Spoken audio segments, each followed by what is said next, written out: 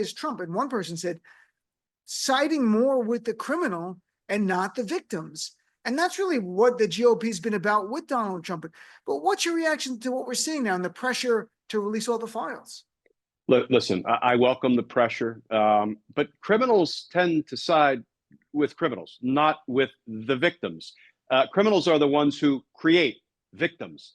What is really disgusting and despicable, and choose any other D word, demeaning, is that the Department of Justice seems entirely willing to sacrifice these victims, re-victimize them, rather than embracing them and saying, you know what, we are still here to support you in what was done to you by people who have yet to be held accountable.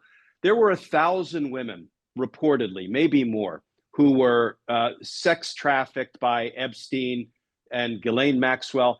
And you know how many men sexually abused these women that Jeffrey Epstein and Ghislaine Maxwell were sex trafficking? I'm betting thousands, hundreds or thousands. None of them have been held accountable, which is insane. And that the Department of Justice really seems to be siding with those men, maybe some women, predominantly men, who have abused these then young girls, now women. It's turning the system and the institutions of government on their heads. But, you know, I heard one of the women say something along the lines of, do you know 1,000 young girls? Can you point to 1,000 young girls in your neighborhood, in your community?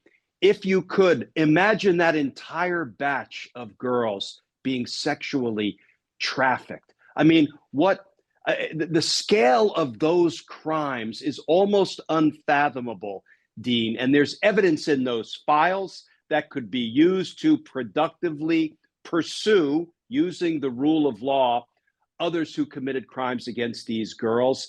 And DOJ is not doing it. Instead, they're hiding it. They're secreting it. They're going to let it out in dribs and drabs. Mm-hmm. But I'll tell you, Dean, you know I'm not a betting man. $1 is my betting limit. I'll put the full buck on Pam Bondi never disclosing a single word in those files that would come back to haunt Donald Trump, that implicates Donald Trump in any way. And that is a perversion of the job of the Attorney General.